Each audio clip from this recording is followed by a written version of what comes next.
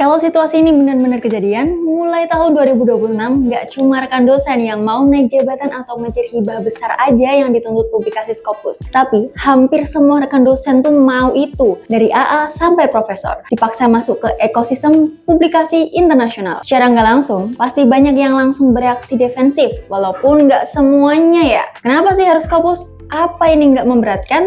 Gimana dengan dosen yang fokus ngajar aja? Nah, pertanyaannya, udah nggak lagi soal setuju atau tidak. Pertanyaannya sekarang, kalau ini benar-benar diterapin, apa yang harus kita siapkan biar nggak tumbang di tengah jalan? Nah, di video kali ini kita bakal bahas permasalahan ini dan solusinya. Jadi tonton sampai habis dulu. Kita mulai dari, kenapa 2026 wajib Scopus? Nah, alasan resmi dan dampak karir. Rekan dosen, kewajiban Scopus di 2026 tuh nggak muncul tiba-tiba ya. Adanya perintah ini lahir gara-gara pergeseran paradigma besar dari dosen administratif ke dosen berbasis kinerja nyata. Negara nggak lagi mau menilai rekan dosen dari sertifikat aja, apalagi laporan manual, tapi justru dari jejak akademik yang terverifikasi global. Ini jadi bentuk perubahan yang bakalan nanti diterapkan ke Kemendikti-Saintek untuk meningkatkan taraf riset publikasi ke ranah internasional. Beberapa alasannya pun bisa digambarkan seperti ini. Syarat jabatan fungsional baru buat naik jabatan publikasi internasional nggak lagi opsional strategis, tapi jadi syarat inti. Contohnya, AA kolektor aja minimal 1 JIBQ4 dengan status SJR di 0,1 atau IF 0,05 sebagai penulis pertama. Sementara buat profesor minimal di 2 JIBQ2 dengan SJR di 0,25. Integrasi angka prestasi dan proporsi penelitian mulai di tahun 2026, 35-45% angka kumulatif wajib berasal dari luaran penelitian internasional. Artinya, tanpa Scopus, portofolio AK itu bakal pincang dan mentok. Tunjangan dan hibah.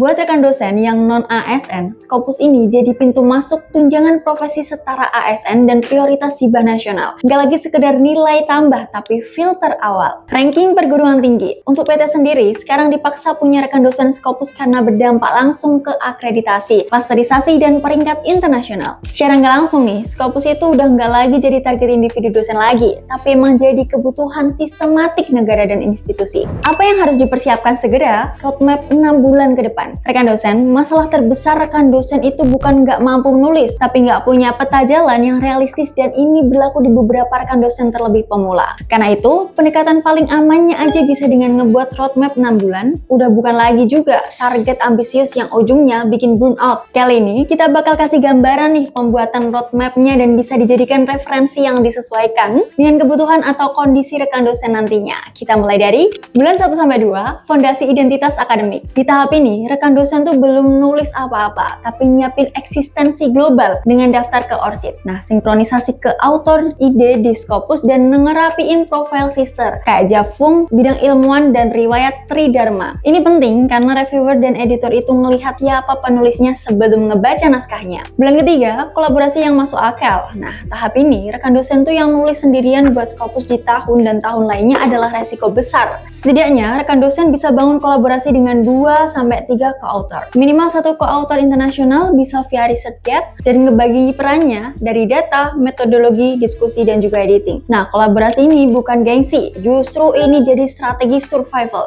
Bulan 4, pilih jurnal yang realistis. Kesalahan fatal rekan dosen pemula itu ada di langsung ngebidik Q1.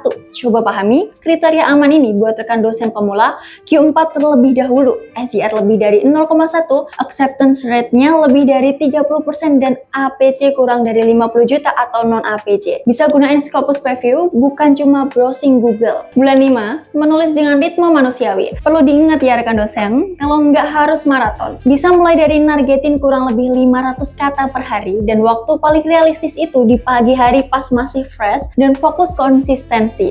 Bukan di kesempurnaan, Scopus ini juga soal kedisiplinan kecil yang dilakui secara terus-menerus. Bulan 6, submit dan tracking. Nah, di sini rekan dosen tuh bisa mulai submit via manuskrip sentral atau editorial manager. Lanjut ke catat timeline dan nyiapin mental buat major revision kalau ada nih, karena ini juga normal terjadi. Ngomong-ngomong soal karir dosen, ternyata yang bikin capek itu bukan ngajarnya, ya nggak rekan dosen, tapi administrasi dan kewajiban karirnya ya. Kita harus paham RPS, ngurus PKD, ngerti sistem sister, nyusun roadmap penelitian, sampai mikirin target publikasi ke jurnal Scopus atau Sinta. Dan jujur, banyak dari kita belajar itu semua sendiri, trial dan error. Nah, kalau rekan dosen ngerasa di posisi itu, coba deh cek e-course karir dosen dari duniadosen.com. Di sana ada kumpulan e-course khusus pengembangan karir dosen, mulai dari cara menyusun RPS yang rapi, memahami akun sister biar nggak bingung saat pelaporan, bikin roadmap penelitian jangka panjang, sampai strategi supaya risetmu bisa tembus publikasi bereputasi. Belajarnya fleksibel, bisa diakses kapan aja, dan materinya memang dibuat khusus untuk realita dosen di Indonesia dan ada sertifikat 10 JP sebagai bukti pelatihannya. Semua solusi memahami karir dosen ada di e-course Karir Dosen. Akses linknya di sini,